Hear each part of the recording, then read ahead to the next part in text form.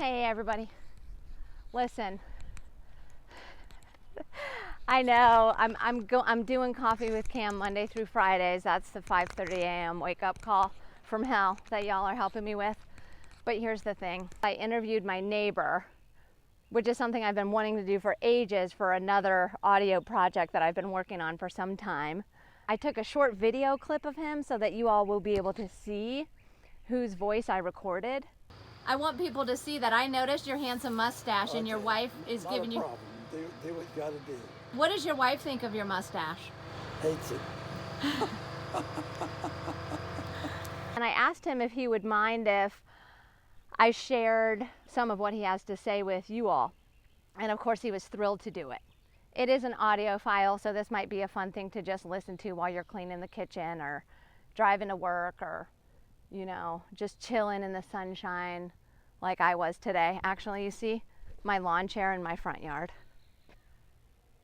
Yeah, that's how I roll. If I can be outside, I want to be outside. So wherever, however you listen, I hope that you enjoy it. He's 89 years old.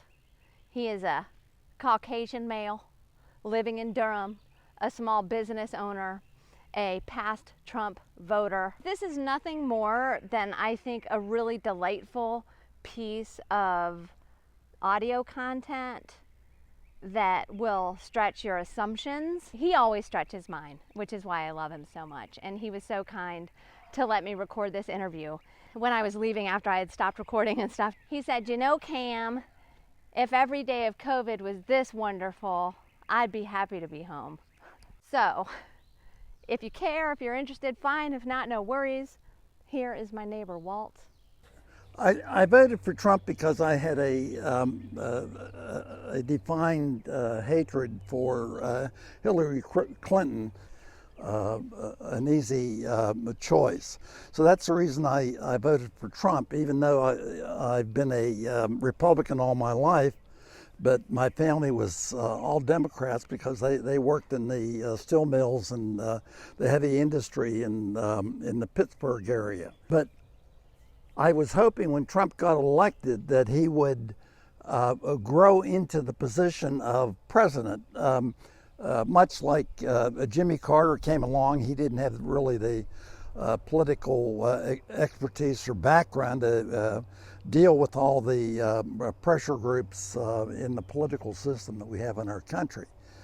So as a result, I kept hoping, but hope turned to despair because Trump turned out to be an individual who has such a strong, egotistical, narcissistic belief in himself. He has no consideration for anybody else, even in his own family. He uses them as tools to magnify his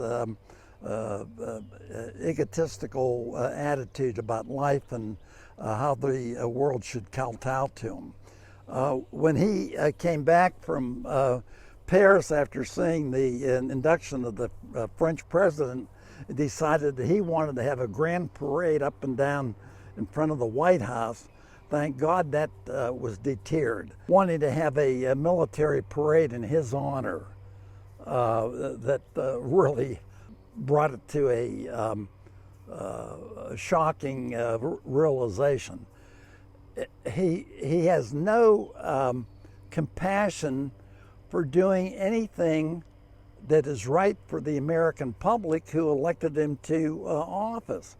And that's why in this current state of affairs, he's trying to keep the state divided with his attacks on the governors of the various states, telling them that he's the supreme individual ruler, king, emperor, who can decide when the states open up or stay closed. So then he got so much feedback of a negative nature that he changed his tone on that and then dumped it on the governors and trying to get them to be the scapegoat for his previous statements. And that's what he does. And it's really a shame when Fauci and Dr. Birx have to sit out there and see their valuable time wasted while he argues with the press, and then he turns it over to them. They make statements, and then he contradicts them about what they know or don't know. How do you think we as citizens of this country can rationalize his extreme inability to somehow, do you think that he thinks that you and I won't notice that he's full of BS? That's an easy answer, because what he's doing is trying to divide the nation in order to gain more political clout, to try to keep his red movement alive. And by keeping the country divided and arguing with one another, it takes away from the citizenship observing his shenanigans.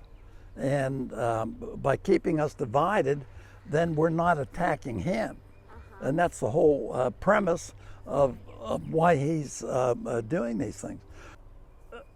The very fact that the state of New York is the leading state in the total number of deaths, to where they can't even bury the people or have proper mortuaries.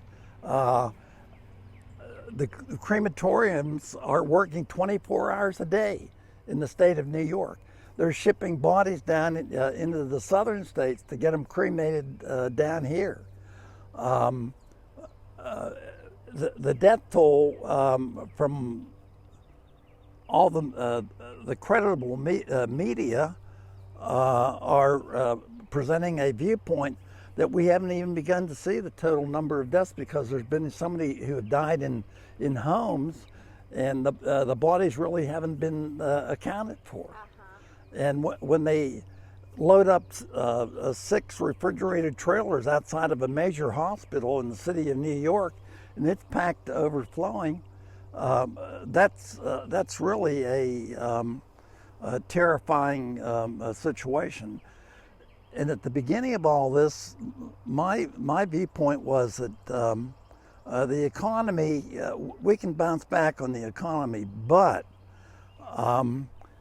the mental stress, the mental strain, the problems that are going to arise in our citizenship due to stress, emotional, mental stress, will far outweigh any other problem we have in the United States. Because if we don't have enough masks and personal protection equipment, we certainly don't have enough psychiatrists and psychologists or mental health experts to resolve all these problems, because it's too large of a population.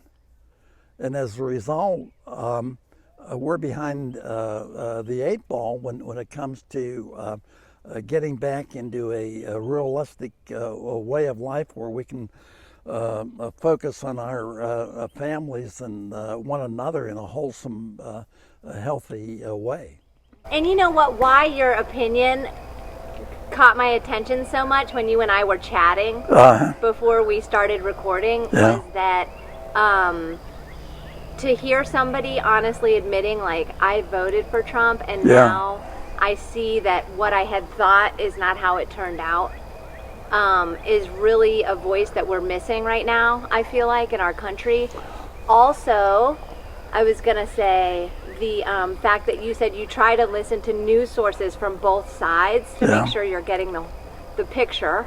Kind of like what you were saying, how Trump, it's his way of dividing us in such a way that we're so divided we won't even have the ability to hear to make rational decisions. We're letting our emotions, which have been distorted by the isolation brought about by the COVID-19. And this, as I said earlier, it's the breakdown of our rational thinking because of the stress of the COVID-19 pandemic. No one can achieve anything worthwhile unless they think it out. And because we're in a society, we have to resolve it with the people who make up our society. We just can't go off on our own little tangent and jump up and down. I've lost more elections than I've won elections for the candidates I voted for, but I didn't go bonkers over the fact that the candidate I voted for didn't win. I mean, okay, I'll vote 4 years down the road for the next person I think that I would like to have represent my thinking. We didn't even bother to apply for the small business loan because we knew we wouldn't get it. I have 3 employees, and here these big corporate entities were getting the benefits of the funding, and the small business owner, who was supposed to be the individual being helped, is not being helped. It's a big and let's not even begin to talk about the banks. You know, too big to fail. Bank of America, Chase Manhattan. How can they get funded as big as they are? And with the problems that they've had in the past and will continue to have, because they're never held accountable. The CEOs, the upper level management doesn't go to jail for their misdeeds. Along those lines, what was interesting is that one of my friends who makes a lot of money, she already received her stimulus check, the $1,200, like the stimulus check. Yeah, my wife and I haven't received ours. I haven't received mine. Yeah. But here's the good news. At least Donald Trump signed our check, and his little name was on it. Well, we have to be optimistic, and we've been shut down 43 days, and we're sitting on top of inventory, so that's money in the bank that's not drawing any interest. And the downside of that is that inventory is aging. And then the companies that provide us with that inventory are still producing new models. And so we're getting a double whammy. We're behind because of the new product rolling out. And I've notified them already a couple weeks ago. I said, you guys got to slow down on your production, because I said it's piling up and it's going to be old inventory down the road. And that'll be 2 production seasons of us trying to move your product for you. And I said, that will not work. Right. Are they responding to that? No, because they weren't equipped to do it. Because it just came on. Right. Like I'm sitting here, I had to listen to TV, even though the mayor of Durham shut me down. He's never sent any documentation. This is what we're doing, or this is when we think we will release the closing order on your store. I said, and then I'm dealing with people who are diabetics, who have medical issues, but and they need the product that I sell, but I cannot stay open. But yet they're talking about opening up tattoo parlors and hair salons and other issues that just cater to vanity. Well, I won't be voting for Trump, so obviously then I'm hoping, and I still haven't made that decision yet. Will be a scenario where I just simply will not vote, which I'm 89 years old and I voted in every election from the time I was eligible, which back in my days you had to be 21. I have yet to determine whether or not I'm going to vote for Joe Biden. I like Amy Klobuchar. I think she has her head screwed on tight.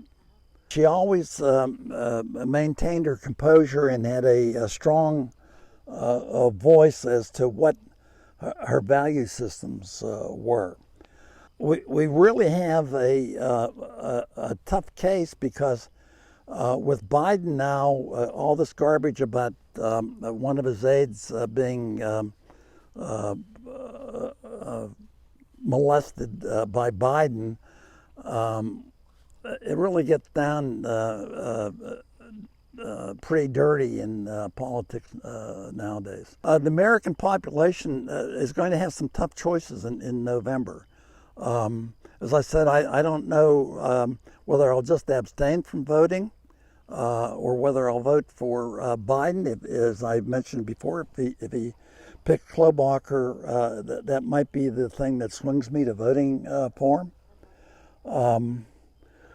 We as a nation certainly have to rethink our value system, because how can we be the number one nation in the world when we're now leading the world in total deaths with this COVID-19 with over 60,000, and probably within 3 to 4 weeks we will be over 100,000 deaths. We really need to get all of our ducks in a row and start doing more critical decision making rather than political pandering. No matter who you voted for someone that you thought was going to do the job and create a stronger nation internationally, nationally, and economically for all people. Right. And my feeling, was the same way. It didn't happen. So we have to learn from our mistakes and hopefully develop a better system of judging who can benefit the nation. Yeah. And it's terrible not to vote. You should vote one way or the other. Develop an opinion because you're a citizen of the United States, and it's your responsibility being a citizen to vote. We have the free enterprise system in the United States, the right to fail. The right to fail. I Yeah. like that. Yeah, the right to fail. You want the opportunity to do what you want to do, and when you assume that responsibility, hey, I want to start this business or that business. Okay, well, when you start that business, you also assume that you better work your buns off, because there's a good shot that 50% of the people who start a business fail in the first 2 years. Luckily, we're in our 31st year.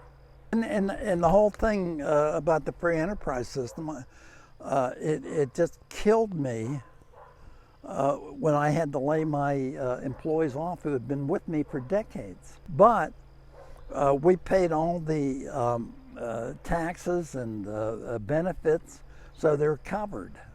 There isn't a single panhandler on 9th Street because all the businesses are down.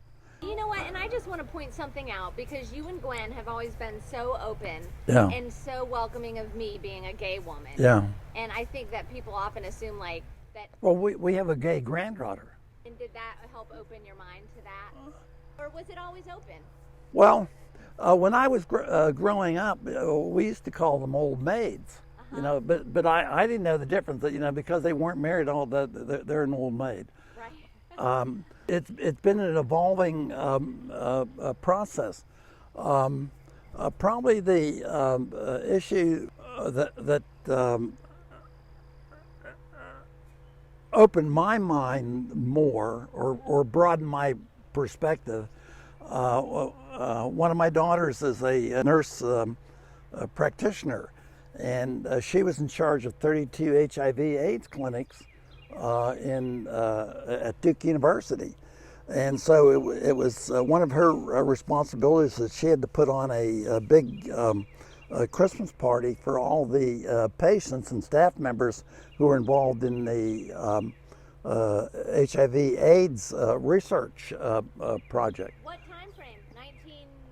That would have been around 86 through 94, 95. Magic Johnson was one of my daughter's patients. That Christmas party was always a big thing, that they did create community Yeah. and relationships. And so there were hundreds of people there. So she told me, she said, "Dad," she said, "now you're going to see a lot of people that you know professionally, and so I don't want you to be alarmed when you start putting, one and one together and say, hey, this person's a homosexual, or a lesbian or what have you." Right. She said, "So you have to be, aware of this and be open-minded about it." And I said, "You won't have a problem out of me." And then when I was teaching and coaching at Duke, I had some good lesbian friends there. The head tennis coach of the women's team and she was a really good friend of mine, and several of the other women in the Department of Physical Education were lesbian. But here, let me make this point. Yeah. There is no marriage where there's issues and you resolve the issues. And what I want to know is for the people who are in the hard parts of marriage with young kids, or times when they want to leave and they want to just throw in the towel, I was wondering, how do you get through those times when someone's driving you so nuts you just can't take it? I mean, what keeps you? You kind of have to go with the flow. But the yin and the yang, it's, you have your good days and your bad days. You hope you have more good days than bad days. You know what? But I had a physical last Wednesday, and Dr. Pizer is my PA. He said, "God," he said, "I don't know how you do it." He said, 68 years married. You just laugh? He told me one time, he said, my wife and I really don't communicate. He said, "We're in bed together. She's on her laptop and I'm on my laptop, and we're sending email messages to each other." He said, "That's the only way I can get her to respond." Yeah, that's pretty crazy. That's what it is. We got to let it go, Walt. But I really think, going back to my measure point, it's what you come out of. No, there's no rhyme or reason for anybody staying in a marriage where there's mental or physical abuse. Life's more important. Sure. But we have, as I said, we have our up and down moments, and then it's over. You won. No, I won. Oh, you two are hilarious to watch. Let me tell you this: she really tries to smother me. She just. If I have a medical issue, oh God, that's why I don't tell her about a lot of the medical issues, because I know she'll just mother me to death. It's a learning process. You go back and review it and go, I could have said that in a better way. That's. And then the kids help a lot. They'll go, "Oh, Daddy," just ignore her. Right. Right. She is a very competitive individual. Ultra competitive. She was so damn smart. She was all like I gave a speech out in Dallas or in Austin, Texas one year, and I said. Really, I give all the credit to my wife, because I said I knew one thing when I went to college. I needed to hang around some smart women, and I said my wife was the smartest woman in the whole freshman class, so I paid attention to what she had to say, and I said she's the driving force behind my success. Oh. We went back to homecoming a few years ago, and we're standing on the street corner watching the parade go down the main drag, and a couple of these women ran across the street. And, "Hey, Walt, Megan, you big..." These were girls that I had dated in college.